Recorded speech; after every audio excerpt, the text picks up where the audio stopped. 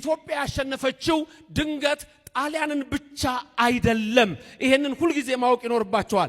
አውሮፓዎቹ ከሰሙት ኢትዮጵያ ዲፊትድ ኢታሊ፣ ዲፊትድ ጀርመኒ፣ ዲፊትድ ስፔን፣ ዲፊትድ ጀርመኒ ሁሉንም ያሸነፈች ሀገር the concept of civilization ኢትዮጵያ ውስጥ ነው ያለው። ስለዚህ የአውሮፓን አስተሳሰብ ሁሉ ድል የመታች ሀገር ኢትዮጵያ ናት። ይሄ ታሪካችን ነው። ይሄ እውነታ ነው። ዛሬ ላለንበት ዛሬ ለቆምንበት ቅዳሴ ስንቀድስ አሐዱን አንረሳም። ምኒልክ ሆይ አንረሳህም፣ ጣይቱ አንረሳሽም። ምኒልክ ሆይ ብረሳ ቀኜ ትርሳኝ፣ ኢትዮጵያ ሆይ ብረሳሽ ቀኜ ይርሳኝ። ጤና ይስጥልኝ ኢትዮጵያ። ለሁላችሁም ሰላምታ ይድረሳችሁ። የዛሬ 127 ዓመት የአውሮፓን ቅስም ለሰበረ ለአፄ ምኒልክና ለንግስት ጣይቱና ለኢትዮጵያ ሕዝብ ምስጋና። እንደምን አላችሁ? የዛሬ ዓመት ስለ ኮንሸስ ነበር የተናገርኩት። 10 ደቂቃ ነው ያለኝ። በ10 ደቂቃ ውስጥ ምን እንደማወራ አላውቅም። ሙያዬ ቄስ ነኝ፣ መምህር ነኝ። ፊሎሶፊ አጥንቻለሁ፣ አንትሮፖሎጂ አጥንቻለሁ፣ ሶሲዮሎጂ አጥንቻለሁ፣ ካውንስሊንግ አጥንቻለሁ፣ አርኪኦሎጂ አጥንቻለሁ። መቀጠል እችላለሁ። ስለዚህ አንዳንድ ሰዎች ድንገት ያን የቤተ ክርስቲያኑን ልብስ ለብሼ እዚህም እንዲያዩኝ እንዳይፈልጉ ብዬ ነው። በሁሉም ቦታ ላይ ስላለሁ ነው። አሃ ጃንሆይ እዚህ አሉ። አፄ ምኒልክ ያልተማሩ ቄሶች ቅዳሴ ገቡ። ያልተማሩ ቄሶች ቅዳሴ ገቡ። የኦርቶዶክስ ሰዎች በደንብ ይገባቸዋል። ያልተማሩ ሰዎች ቅዳሴ ገቡና ቅዳሴውን ቀድሰው ጨርሰው ወጡ። ከዛ ምን አሉ? እንዴት አይነት ቅዳሴ ቀደስን ዛሬ አሉ። ያማረ ቅዳሴ ቀደስን፣ አሃዱን ረሳናት እንጂ አሉ።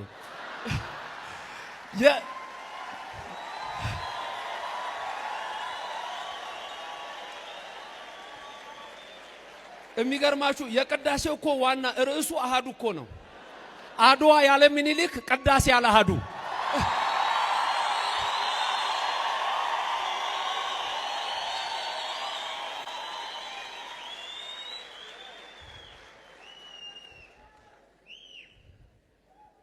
አንድ ሴት በአፄ ምኒልክ ዘመነ መንግስት አንድ ወታደር መንገድ ላይ ያገኛት።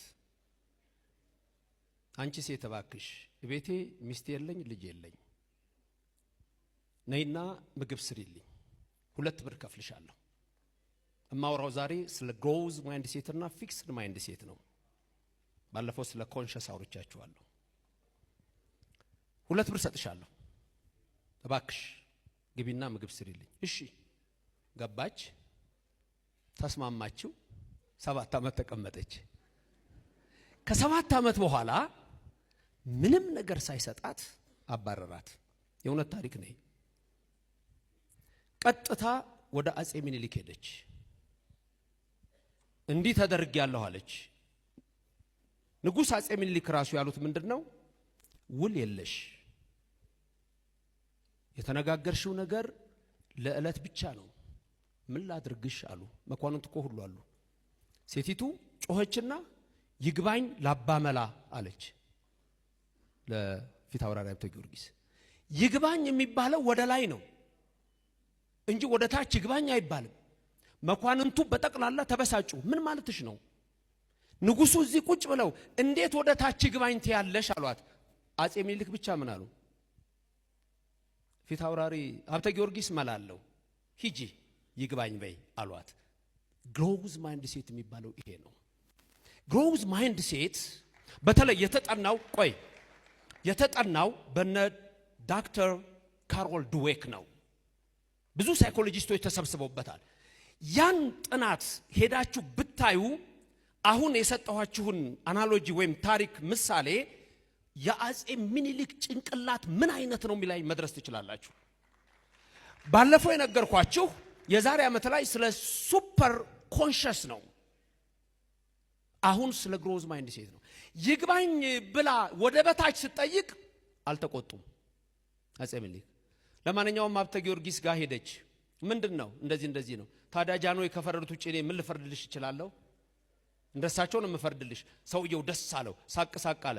አንተም ማን ነገር ብቻ አድርግ፣ ቀላል ነገር እነግርሃለሁ። በቀን ስንት ነበር ከፍልሻለሁ ያልካት? 2 ብር። ስንት ዓመት ተቀመጠች? 7 ብር። 7 ዓመት በ2 ብር አባስተህ ስጣት፣ በቃ አልቋል ፍርዱ አሉ። የታወቁ ሰው ናቸው። አባ መላም የተባሉበት ይሄ ነው። ትልቁ ነገር ግን ምንድነው መሰላችሁ? ዛሬ ስልጣን ላይ ሰዎች ሲቀመጡ፣ ዛሬ አንድ ቦታ ላይ በኃላፊነት ሲቀመጡ፣ ወይም መሪዎቻችን ወይም የክልል መሪዎቻችን ወይም የቀበሌው ሊቀመንበር በትነግሩት ይሰማል? ያ ነው ፊክስድ ማይንድ ሴት የሚባለው። ግሮዝ ማይንድ ሴት ያላቸው ሰዎች ትልቅ ህልም ያላቸው ምጡቅ አእምሮ ይባላል። የመጠቅ አስተሳሰብ ነው የሚኖረው። ጣሊያን ታዲያ ይሄን አላወቀም። እንዲህ አይነት አስተሳሰብ ካለው ከአፄ ምኒልክ ጋር ለመዋጋት አሰበ። ቅድም የተነሳው the scramble for Africa ነው። the scramble for Africa 1884 ጀርመኒ በርሊን ላይ ተደረገ። 7 ሀገሮች ተሰበሰቡ። ብዙ ሰዎች የሚያስቡት ኢትዮጵያ ያሸነፈችው ጣሊያንን ነው ብቻ ብለው ሊያስቡ ይችላሉ። 7ቱ ሀገሮች የታወቁት ጣሊያን፣ እንግሊዝ፣ ፈረንሳይ፣ ጀርመኒ፣ ስፔን፣ ፖርቹጋል እና ቤልጂየም ናቸው። the scramble for Africa 4 ስሞች አሉት። 1 the scramble for Africa አፍሪካን መቆራመት፣ 2 the conquest of Africa አፍሪካን መያዝ፣ 3 the partition of Africa አፍሪካን መቆራረጥ የሚል ነው። 4ቱ ስሞች 4 ወሳኝ ነጥብ ይዘዋል። አንደኛ ኢንቬዥን፣ ሁለተኛ አኔክሴሽን፣ ሶስተኛ ዲቪዥን፣ አራተኛ ኮሎናይዜሽን። ይሄንን ይዘው ወደ አፍሪካ መጡ። መነሻቸው ዛሬ በ6 ኪሎ ዩኒቨርሲቲ የሚጠናው የሄግል ኮንሰፕት ነው። መነሻቸው ዛሬ በኢቮሉሽን ቲዮሪ የምናነሳው ዳርዊን ነው። ዳርዊን ለበርሊን ኮንፈረንስ ያደረገው አስተዋጽኦ the survival of the fetus የሚባለው ነው። the survival of the fetus አንዱ አንዱን ይበላዋል የሚል ነው። አንዱ አንዱን ይውጣዋል ነው። ይሄንን ተጠቀሙበት። ሄግል ፍሬድሪክ ሄግል the father of modern philosophy ዓለም የሚያደንቀው አንድ ነገር ብሎ ተናገረ። አፍሪካ ለሌላ ዓለም የሚነግረው ምንም ታሪክ የለውም።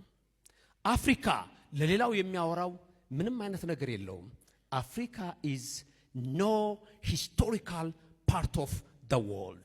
It is no movement and development to exhibit ነው ያለው። ምንም አፍሪካ የምታሳየው ነገር የለም። በነዚህ የአውሮፓ መሪዎች ጭንቅላት ውስጥ ይሄ ነው። ለዚህ ነው the scramble for Africa አሁን በቅርብ 99 ዋል ልበለው የተጻፈ አንድ መጽሐፍ አለ። the scramble for Africa the white man's conquest of the dark continent የሚል መጽሐፍ አለ። መጀመሪያ ገና ርዕሱ ላይ ያለው የነጮች ወረራ ጨለማውን ዓለም የሚል ነው። በዛ ሰዓት እነዚህ የአውሮፓ አገሮች በጠቅላላ አፍሪካን የመቀራመት ሐሳብ ይዘው ሁሉም መጡ። አፍሪካ ለሌላ ዓለም የሚያወራው ታሪክ የለውም ብለው ሲያስቡ ያላዩት ነገር አለ። ቅድም የተጠቀሰው ዴቪድ ሊቪንግስተን መጥቶ አፍሪካን ባጠናበት ሰዓት አንዲት አገር አላየም። በምስራቅ አፍሪካ የምታበራ አገር አለች። ከአውሮፓ ስልጣኔ የቀደመች አገር አለች። የዓለምን ነገር ሁሉ ያስደነቀች አገር አለች። በጥንት ታሪክ የዛሬ 2800 ዓመታት በፊት የተጻፈ አንድ ታሪክ አለ። ይሄ ታሪክ ምንድነው የሚለው? በግፍ የማይዘምት ህዝብ ቢዘመትበት ግን የማይሸነፍ ኢትዮጵያ የሚባል ህዝብ አለ ተብሎ የተጻፈ ታሪክ አለ። ይሄንን ታሪክ እነዚህ ሰዎች አላወቁትም። ስለዚህ አፍሪካ ለመውረር በሚመጡበት ሰዓት ኢትዮጵያን አላዩአትም። ኢትዮጵያ የአፍሪካ እናት ናት፣ የሌላውም ዓለም እናት ናት። አዎ በግፍ አትዘምትም፣ ቢዘመትባትም የምታሸንፍ አገር ናት። ይሄንን ይዘው መጡ። አፍሪካ በሁሉም ስር እንዲህ ይላል ታሪካችሁን ስታነቡ በ1870 10% የአፍሪካ አገር በአውሮፓውያን ተይዟል። 1870 በ1914 90% አፍሪካ በዩሮፒያን ኮሎናይዘርስ ተይዟል። 10% ተረፈች የተባለችው ኢትዮጵያ ናት። አንዳንድ ታሪክ ላይ ላይቤሪያ ልታዩት ይችላልችሁ። ላይቤሪያ ከአሜሪካ የመጡ ሰዎች የመሰረቷት በአሜሪካ ቁጥጥር ስር ያለች ሀገር ስለነበረች በዛ ሰዓት ቅኝ ግዛት ያልመጡት በበርሊን ኮንፈረንስ ላይ ዩናይትድ ስቴትስም ተወካዮች ነበሯት። ነፃ ሆና የኖረች ሀገር ግን አንዲት ሀገር ኢትዮጵያ ብቻ ናት። ኢትዮጵያ የነፃነት ሀገር ናት። አንድ ነገር ወቁ እንዳልኳችሁ ኢትዮጵያ ያሸነፈችው ድንገት ጣሊያንን ብቻ አይደለም። ይሄንን ሁሉ ጊዜ ማወቅ ይኖርባቸዋል።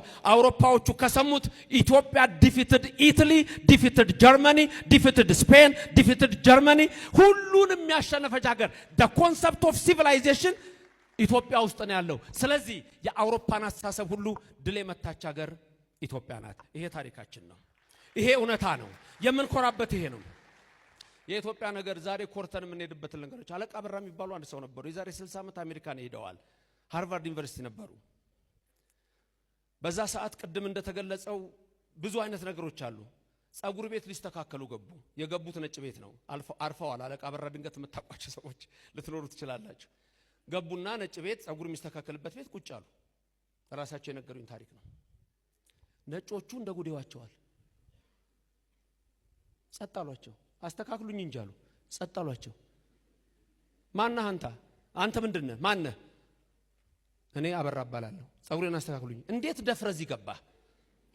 እንዴት አንተ ጥቁር ሆነህ እንዴት እዚህ ልትገባ ቻልክ? ስምህ ማን ነው? አገርህ ማን ነው? አበራ ነኝ። ከኢትዮጵያ ነው። አሃ ከኢትዮጵያ ነህ እንዴ? ለዚህ ነው ደፍረህ የገባኸው። አስተካከሏቸው ጸጉራቸውን። ኢትዮጵያ የምንኮራበት ስም ነው። የምንደነቅበት ስም ነው። አንዳንድ ነገሮች ላይ ዛሬ ትኩረት መስጠት ይኖርብናል። ቅድም ያልኳቸው የግሮዝ ማይንድ ሴት ነው። አጼ ምኒልክ እዛ ደረጃ የደረሱ ንጉስ ናቸው። ለዚህ ነው እነ ንግስት ጣይቱ የተነገራቸው ዝና የተሰጣቸው ክብር ሁሉ አጼ ምኒልክ ምጡቅ የሆነ አይምሮ ስላላቸው ስለ ሴቶች መብት፣ ስለ ሰዎች ሁሉ ክብር የሚገባቸው ስለሆኑ ነው። ስለዚህ ኢትዮጵያ ዛሬ ያለችበት ሁኔታ የህመም ጊዜ ነው። ይሄ የህመም ጊዜን ልንሻገር የምንችለው ሁላችንም የጤንነት አስተሳሰብ ስናስብ ብቻ ነው። ይሄን አስተሳሰብ የምናስብ ከሆነ እንሻገራለን፣ ከፍ ወዳለውም ደረጃ እንደርሳለን። ኢትዮጵያ ድሏ ለመላው ዓለም የነጻነት ምልክት ሆኗል። ባንዲራዋ የዘላለም ክብር ሆኗል። ሁሌም እንደምንለው በምድር ብቻ ሳይሆን በሰማይ ላይ የሚውለበለብ ባንዲራ ነው። በመጽሐፍ ቅዱስ ላይ የመጀመሪያ ተጠቃሽ ሀገር ኢትዮጵያ ናት። ለዓለም ሁሉ ብርሃን የሆነች ሀገር ኢትዮጵያ ናት። ዛሬ ለኢትዮጵያ መሪዎች የምናስተላልፈው መልእክት ከትንሹ እስከ ትልቁ ድረስ ሁሉም ሰው ሊያውቀው የሚገባ ነገር አንድ ነገር ምንድነው? በታሪክ መኩራትን ነው። አጼ ምኒልክ ዓለምን እንዴት ድል እንደመቱ ጣሊያን ላይ እኮ ጥቁር አሸነፈን ላለ ማለት አጼ ምኒልክን ነጭ አድርገው ስለው ይሄን ያሸነፈን ምኒልክ አሉ።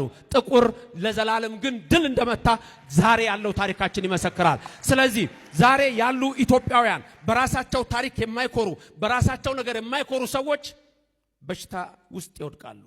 ኢትዮጵያን ከፍ እናርጋት።